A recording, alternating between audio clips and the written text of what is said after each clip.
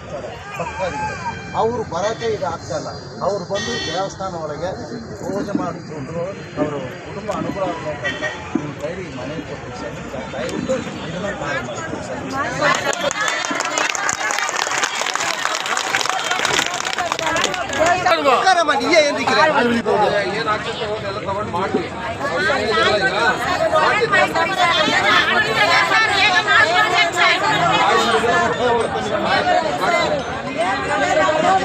ಆಯ್ತು ಮಾಡಕ್ಕೆ ಕೊಟ್ಟಿದ್ರೆ ಮಾಡ್ಕೊಡ್ತೀವಿ ನೋಡ್ರಿ.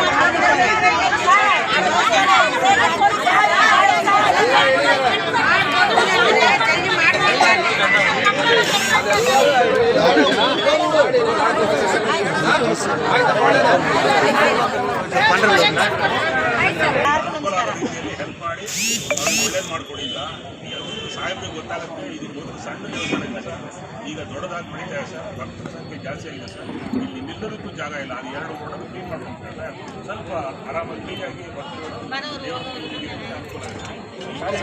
ಇರೋರು ಇಷ್ಟಿಂದ ಇರೋ ಜಾಗದಲ್ಲಿ ಅಂತೆಲ್ಲ ಒಬ್ಬ ನಮ್ಮ film director Narayana K Narayana ಅವರು ದಾನವಾಗಿ ಕೊಟ್ಟಿರೋದು ದೇವಸ್ಥಾನಕ್ಕೆ.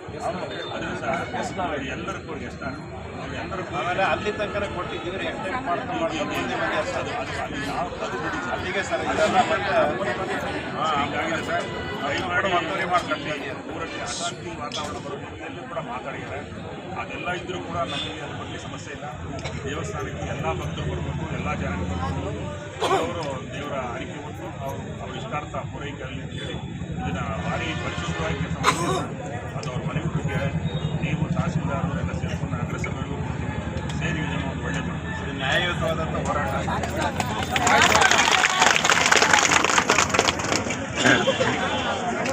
ಏನು ವಿಚಾರ ಏನು ಸ್ವಾಮಿ? ನಮಸ್ಕಾರಗಳು.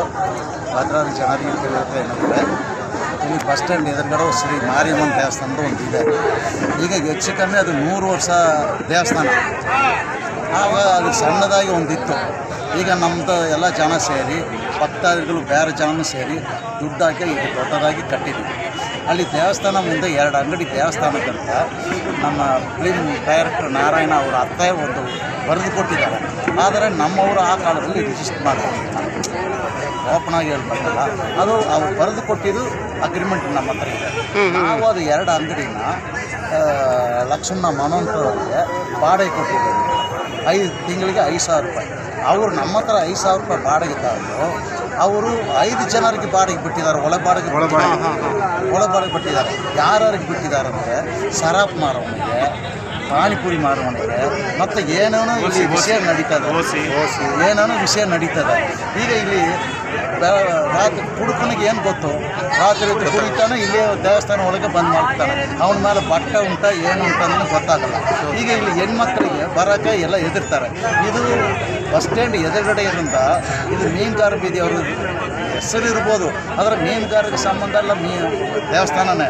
ಭಕ್ತರು ಎಲ್ಲ ಭಕ್ತಾದಿಗಳಿಗೂ ಬಸ್ ಸ್ಟ್ಯಾಂಡ್ ಎದುರುಗಡೆ ಇರೋದ್ರಿಂದ ದಿನ 1000 ಜನ ಬಂದು ಹೋಗ್ತಾರೆ. ಈಗ ಅವರು ಬರೋಕ್ಕೆ ಹೆದರ್ತಾರೆ.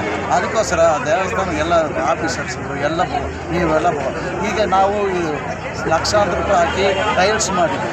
ಈ ದೇವಸ್ಥಾನ ಮುಂದೆ ಟೈಲ್ಸ್ ಮಾಡಿದ್ದಕ್ಕೆ ಗಾಡಿಗಳು ನಾಳೆ ಹೊರಗಡೆ ಬಂದು ಬೈಕ್ ಅವ್ರೆಲ್ಲ ನಿಲ್ಲಿಸ್ಬಿಟ್ಟು ಶಿವಮೊಗ್ಗ ಅಲ್ಲಿ ಹೋಗ್ಬಿಡ್ತಾರೆ. ಅದಕ್ಕೆ ನಾವು ಅಲ್ಲಿ ಮುಂದೆ ತಡೆಕಲ್ಲು ಒಂದು ಕಟ್ಟಿದ್ವಿ, ನಾವು ಹಾಕ್ತಾಯಿದ್ದೀವಿ. ಅದು ಹಾಕಕ್ಕೆ ಬಿಡ್ತಾ ಇಲ್ಲ. ಒಳ್ಳೆ ಕೆಲಸ ಮಾಡೋಕ್ಕೆ ಬಿಡ್ತಾ ಇಲ್ಲ, ಕೆಟ್ಟ ಕೆಲಸ ಮಾಡೋಕ್ಕೆ ಬಿಡ್ತಾರೆ. ನಾವು ಅದಕ್ಕೆ ಈ ನಮ್ಮ ಹೆಣ್ಮಕ್ಳು ಎಲ್ಲ ಇವತ್ತು ಪಾಪ ಹೊಟ್ಟೆ ಪಡಿಗೆ ಹೋಗೋರು, ಮೀನು ಮಾರೋಕೆ ಹೋಗೋರು ಯಾರು ಎಲ್ಲಿ ಹೋಗಿಲ್ಲ. ಅವರು ಬಂದು ಬೆಳಗ್ಗೆಂದ ಎಲ್ಲ ಉಪವಾಸ ಇದ್ದಾರೆ. ನಮ್ಮ ಗಂಡು ಮಕ್ಕಳು ವ್ಯಾಪಾರಕ್ಕೆ ಹೋಗಿಲ್ಲ. ಅವರು ದುಡಿಮೆ. ನಿಮ್ಮ ಹೋರಾಟ ಏನು? ಯಾವ ವಿಚಾರಕ್ಕೋಸ್ಕರ ಈ ಹೋರಾಟ ಮಾಡ್ತಾರೆ? ಅದೇ ಈ 2 ಅಂಗಡಿ ತೆಗೆದು ಕೊಡಬೇಕು. 2 ಅಂಗಡಿ ತೆಗೆದು ದೇವಸ್ಥಾನ, ಈಗ ದೇವಸ್ಥಾನ ದೊಡ್ಡದಾಗ್ತಾ ಇದೆ. ಈಗ ಮುಂದೆ ಜಾತ್ರೆ ಈ ಥರ ನಡೆದ್ರೆ ಇವತ್ತು 1000 ಜನ ಬರ್ತಾರೆ, ನಾಳೆ ಇನ್ನೂ ಜಾಸ್ತಿ ಆಗ್ತದೆ. ಈಗ ನಿಮಗೆ ಗೊತ್ತಂಗೆ ನಾವು ಜಾತ್ರೆ ಮಾಡೋದು ಇಡೀ ಭದ್ರಾವತಿ ಜಾತ್ರೆಗೆ ಗೊತ್ತು ಇಲ್ಲಿ.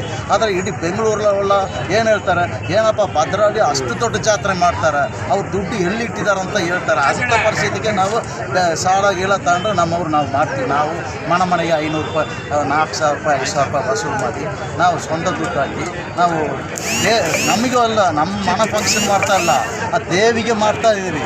ಅದು ಎಲ್ಲ ಹಠ ಮಾಡ್ತಾರೆ. ಯಾರ ಹತ್ರ ₹1 ಡೊನೇಷನ್ ತೊಗೊಳಲ್ಲ, ₹1 ಡೊನೇಷನ್ ಯಾರ ಹತ್ರನೂ ಇಲ್ಲ. ಎಲ್ಲ ಮನೆಯಲ್ಲೇ ಅವರವರೇ 5,000 6,000 ದುಡ್ಡು ಹಾಕಿ ಅವರೇ ಭದ್ರಾವತಿಲಿರೋ ಭಕ್ತಾದಿಗಳು ಇದಕ್ಕೆ ಸಪೋರ್ಟ್ ಕೊಟ್ಟು ಆ ದೇವಸ್ಥಾನನ ಉಳಿಸ್ಕೊಡ್ಬೇಕಂತ ವಿನಂತಿ.